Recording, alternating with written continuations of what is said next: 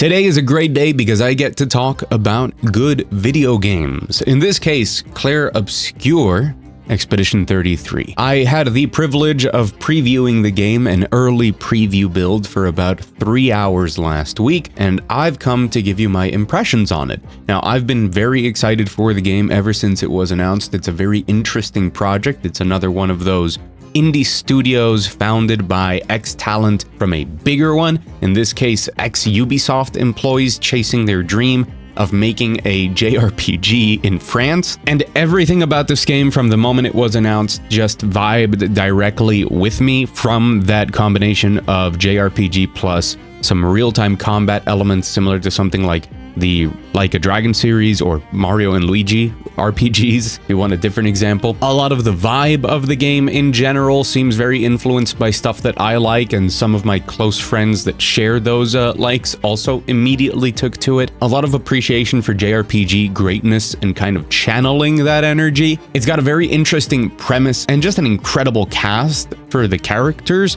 We're talking about Charlie Cox from Daredevil in the lead role, as well as we have Jenniffer English, also known as Shadowheart, as one of the main characters. You've got Ben Starr from Final Fantasy 16 as another one of the main characters, Andy Serkis. I mean, just from that perspective alone, the game is definitely punching above its weight as an indie game that's coming out at a budget price and day one on Game Pass. So I was interested. After playing it, I am even more.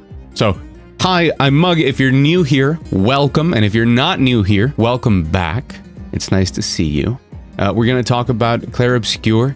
Remember to hit the like button if you enjoy the video at any point. That helps the video reach more people, helps the channel grow, helps more people be informed about Clair Obscur, because I think it's a game that doesn't deserve to fly under the radar, at least so far. There's a lot to talk about. Let's get into it. So look, if you want a really quick summary of stuff, I think Clair Obscur is shaping up to be absolutely phenomenal. But those are my biases in place. I really like pretty much everything that this game is going for. Now look, we're gonna get into a lot of stuff, and there's timestamps below for everything that I'm going to talk about, but if you just want a short and sweet kind of summary, you should take the overall base of something like Persona 5, not the social elements, but the combat and exploration elements, and you filter it through a lot of stuff from Final Fantasy to Xenoblade Chronicles, and you place it in a world that I feel is very influenced by Xenoblade, by Nier, by some of the more kind of post-apocalyptic stuff that we've seen in recent years, in something that ends up feeling quite unique. But it could be mixed terribly. I think they've done a very good and cohesive job of taking a lot of those inspirations where you can see where they come from, but they're implemented in interesting ways. I'm really big into RPGs. I extra like my turn-based games when they have a little bit of real-time put into them, and I'm a big fan of crazy kind of modern weird stuff. Think something like Xenoblade or Nier. So it ticks all the boxes. But let's go into the weeds a bit. How does the game actually play? Then we're going to talk about some of the more RPG systems that are around it, the exploration in it, and then we're going to touch a bit on the presentation, the voice acting, the story, and the soundtrack towards the end. And starting off with gameplay, which is an area where I had a lot of questions and some important concerns. Happy to report that for me, those have all been cleared up, but maybe not for you. So, and I think the biggest question here was, how much does the real-time combat affect the actual game? Because we've seen different games take different approaches to the whole, like, you choose an attack in a turn-based game and then you have to time your input in order to nail the attack and get like 10% extra damage or something. And then we've also seen games that take that a bit farther into how it impacts the game. Clair Obscur is on the latter side of things. This is a game where if you don't time your inputs correctly, you lose. The game, at least in the preview build, remember, things are subject to change, expects you to dodge and parry enemy attacks all of the time. If you do not dodge more than you don't, you're just not going to be able to progress in the game. A lot of your skills and attacks and the ways that they synergize require you to press the correct buttons at the correct time. If you do not, it's not that the attack loses 10% extra damage, is that you lose the entire purpose of doing the attack. Now, there are accessibility features there to make the timings more lenient. I personally found the dodging and parry timings to be very, very strict. but I did get used to them after 3 hours. And I do have some questions there, as you know, it's a preview build. Maybe there's some input delay, some stuff with the controls. Maybe that timing window just hasn't been the most adjusted. This sort of stuff of like parry windows is always very finicky and very subjective in my experience. I've had games where I felt like the parry was impossible, and I've been in the minority. Most people have said that they found it really easy, and I've had the completely opposite experience of games where people say it's impossible, and I found it to be really simple. I will say that in the case of Clair Obscur, at the very least, after my time was over with it, I really felt comfortable with it, but it is very strict so far. So that's worth noting, and while I think you can probably almost practically turn off those elements, what is there, I think, is really cool, and I enjoyed it a lot. Now, that is a big thing that I think a lot of people want to know about, but the general combat of the game, I feel, is excellent so far. I am just so excited to keep playing this game because a lot of the synergies, a lot of the ideas it puts forth of some build craft, some stuff regarding gear, there's just a lot going on here that immediately reminded me of some of my favorite Final Fantasy systems, some of my favorite just JRPG systems in general, and had me wanting to continue exploring it. So on the surface, turn-based JRPG, it's got a timeline based on your speed statistics of who's going to act when, how long it's going to take for enemies to act, stuff like that.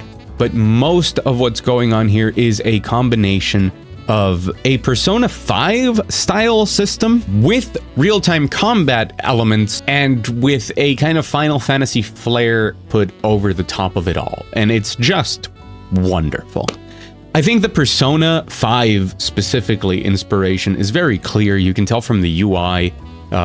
You know what I say on the channel, good artist copy, great artist steal. I think it's smart to take just the overall like UI presentation from them, because the game does take a lot of that. So your characters can do a basic attack, your characters can also shoot at an enemy, and you can use skills, and that's all governed by your action points. Basic attacking will have you gain an action point, and all of your abilities cost a certain number of action points, and shooting costs 1 action point. If you have an excess of action points, you could shoot somebody 7 times and then just finish your turn with a basic attack or with another skill. So you can shoot and then do stuff.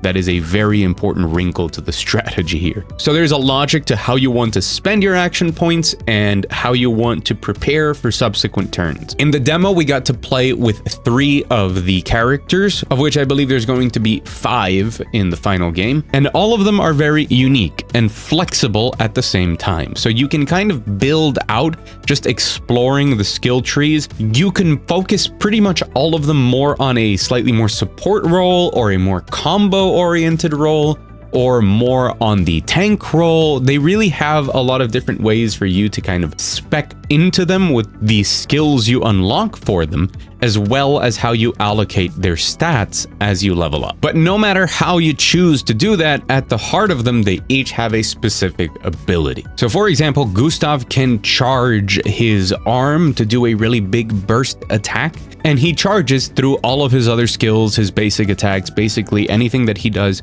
will give him different amounts of charge. One of the first skills you get is kind of this dash in and do 5 attacks that gives you 5 charge, but if you miss the input, the real-time input, it gives you 1, which is the example I gave before of like, the game expects you to hit this. If you don't, why did you even use that? Right? It completely defeats the purpose because the attack doesn't do that much damage. It's really there to charge. Lune, which was my favorite character so far in gameplay, uses these things called elemental stains, which are basically just stacks of elements that go in and out depending on which skills you use. So she's a combo mage. She uses different skills to charge up elemental stains that she can then spend on other stuff. But really quickly, the character started to flow really well into some very easy combo routes of like, turn 1, use this, and turn 2, with the stains from that turn 1, you can use this other thing that gives you more action points and gives you the stains for this other thing, which then becomes a combo where you get 2 turns, that sort of stuff. And Mael,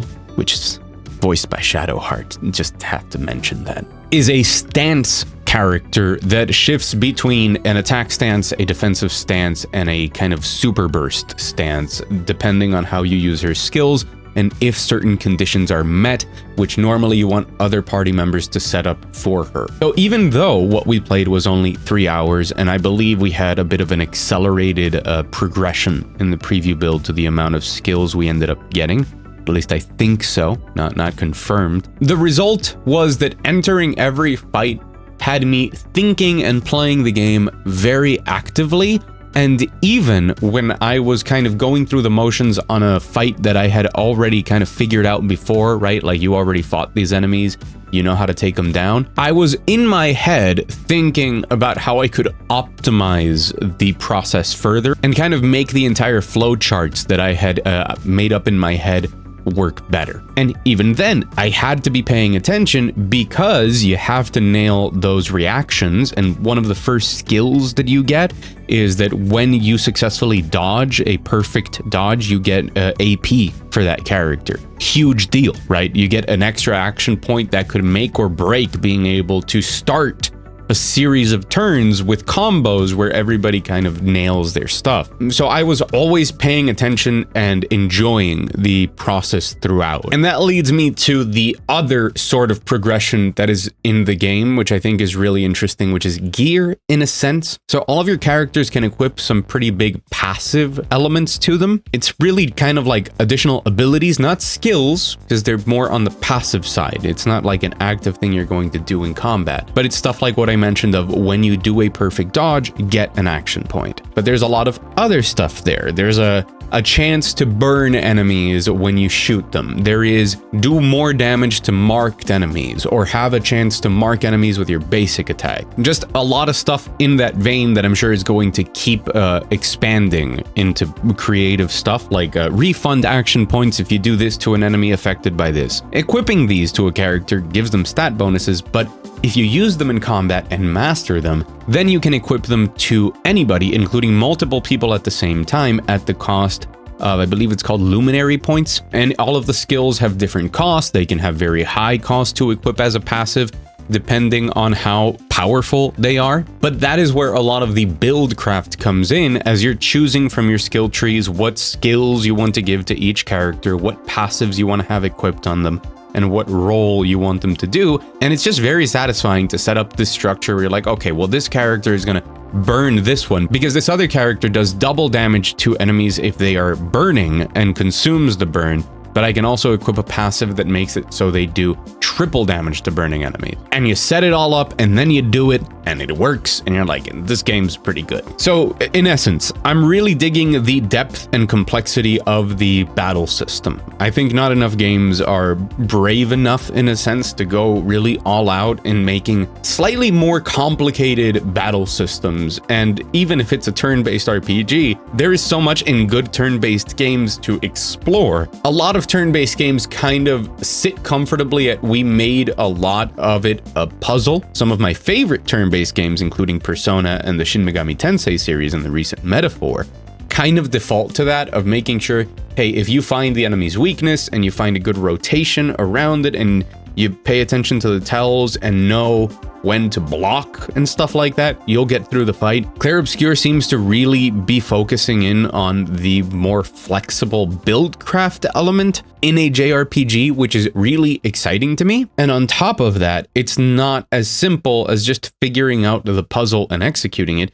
because the execution part also has that real-time element to it. Basically, what I said at the start, this game is ticking every box for me, and that makes me really happy. Be aware of that bias, though. Just because I really like what the game is putting forth doesn't mean that it'll be for you. And I hope that my explanation didn't make it sound more complicated than it is, because in the end, it doesn't really feel that complicated. It is just a lot of stuff happening, and the game introduces it all, at least in that preview build, really well for you to start figuring it all out and be like, oh, this is important, we need to use this, we need to use this. And it slowly introduces all of that, and at the end, when it all comes together, I was just like, yep, it all weaves together. I'm happy, I'm enjoying it. Now, what about the other, half of the game? What about the world, the story, the places you're exploring, and exactly what's going on? Well, The like really short version of it is this is a world very heavily inspired by France, obviously, where there is what seems to be a god. It's a JRPG. You're going to end up killing a god at some point, called the Paintress. And the Paintress paints a number on a tree, essentially, and everybody who is that age dies. So she's been counting down from like 100 something or whatever. And more people are dying, and we're down to 33. So since this has been happening, these people have been sending out expeditions to like this island where the number is painted, where the Paintress is. And they're all named after the number during which they went. Doesn't mean it's all people of that age. It's just, you know, how you classify each expedition. So this is, in a sense, their way of life. These people are kind of raised with their ultimate goal being to go there and take down the Paintress. And they've had all of these expeditions trying to stop what is happening and basically save humanity. This, at least so far, hints a lot towards like what is humanity and what is the soul and the permanence of stuff. There's stuff going on, but it's all centered around paint, and like the chroma is the essence of people, and there's some wacky stuff. I think you can see some of those parallels to things like Nier. But when it comes to the world and the drama, the two most important things to keep in mind are that the world that you're exploring is inspired by color and paintings, and I didn't really know what to expect. The opening area was fairly cool, but it is when you get to the coral area in the preview I played that I was just pretty stunned, to be honest. If you're gonna have this sort of JRPG where you're essentially moving down paths and doing some slight jumping puzzles, some small stuff to find some extra doodads, to get some extra equipment, to find some upgrade materials and stuff like that. This is a very traditional JRPG in its structure. There is a world map, very appreciated. It felt very nostalgic exploring that. You reach an area, you go in, and it's a pseudo open region. Some of it is more dungeon-like, but you're just walking down fairly straight hallways. If you're going to be doing that, I think it's really important that the areas that you're exploring are just like interesting. And boy, does Clair Obscur have the looks, man. That coral area looks gorgeous. There's just something to the art design and the world that they're trying to create that really speaks to me. Again, I feel a lot of the Xenoblade influence here at some points, and I just really like it. And I think that's important. It's cool. Sell me this world that you're trying to create through everything. In any case, you are Expedition 33. Your main character here is Gustav, although I guess it really is the party in general. And once your expedition arrives, there's kind of this motto of like, learn from the ones that came before and forge a path for the ones that will come after. But you discover some interesting revelations as soon as you arrive. Your expedition seems to be a little bit cursed, and from there you're just exploring this land, getting your team together and trying to make your way through, making as much progress as you can. And I guess eventually it might be a bit of a chosen one scenario. I don't know. I just know that what I played felt compelling enough.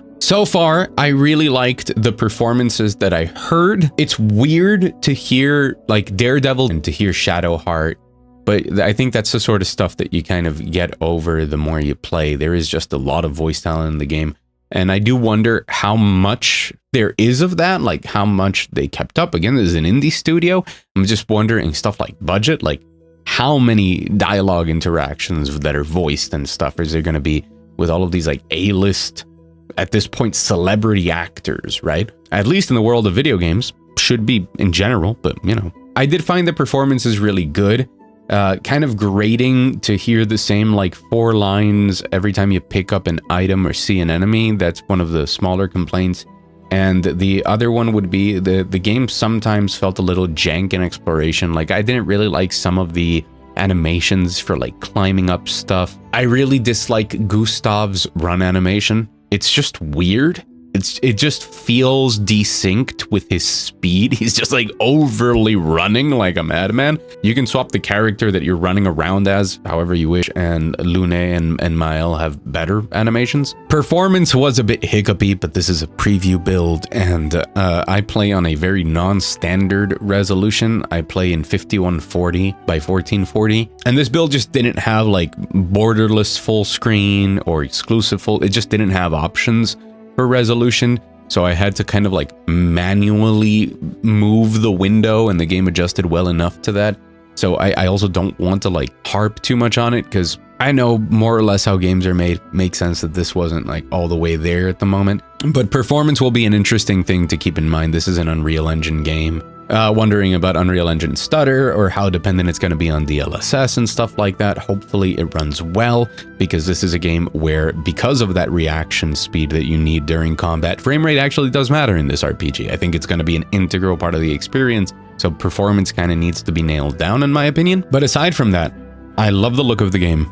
I love the combat system. I love the cast that they've put forth. I think that the story is very interesting so far, but more importantly, the vibes overall of the world, the aesthetic design, the soundtrack in this game. I dug a little into the composer for Clair Obscur, which is a man called Lorien Testard, and he cites his favorite games as Majora's Mask, Xenoblade Chronicles, and Nier Automata. It's just that kind of kindred spirits thing. For those of you who don't know, I have worked in music production. I know how to produce music. I have worked very intimately in the field of making music, and I have made music for video games before at game jams a lot. I know the basics of how to use Fmod, basically. It's something I want to change on the channel, but I normally avoid talking too much about music because I fear getting like really pedantic and going down a rabbit hole of like music theory and why this works and just production elements and getting all like, well, if you put on a really good pair of headphones and you listen carefully, you can notice this production detail, the way the delay reverberates off of the reflections that they probably used this plugin for. But I think balance is healthy. I should talk more about music overall. I thoroughly enjoyed what is on offer here musically. Like, normally for me, the sign that I think a soundtrack is really good is that I will be playing a game and I will stop to listen, and then I'll be like, I need to use this as the background of some of my videos. Or I need to find a track in the soundtrack that fits for the background of some of my videos. I recently did that with Fatal Fury, City of the Wolves. Banging main theme, that is. And Clair Obscur, in the 3 hours I played, basically had me doing that all of the time, which is great to see. Very similar experience to something like Metaphor or Persona or Nier. So nailing that in just the vibe and the atmosphere. So I guess wrapping up, the moment I saw Clair Obscur announced, I thought this might be my jam. And the moment I got my hands on it, I was very skeptical. That's normally how I approach every preview. For those of you who don't know, that's normally how I approach every game. And the moment I finished the preview, I was just so excited to jump in and just play the full game. I just wanted to, you know, melt into my chair and just keep going through it. And that for me is the highest praise I can really give to a preview event or to a game's demo is, did it make me want to immediately keep playing? And Clair Obscur did. And I hope that in this preview, I kind of clarified what the game is, what you can kind of expect from it. And if you were excited for it before, you should probably be more excited now. And if you didn't have it on your radar, I mean, everybody's different. Everybody's tastes differ, but if any of what I put down sounded good, put it on your radar. Clair Obscur comes out, I believe, on the 24th of April. I will have a review out for it before it comes out, so subscribe for that and a ton of other gaming-related content. A special shout out to the patrons, as always, who support me over on the $1 patron wall. Great video games. It's looking like a just fantastic year. Just can't believe how good this year is shaping up. I've been Mug. Thank you so much for watching. Go out there, enjoy some great video games, and I'll see you again very soon.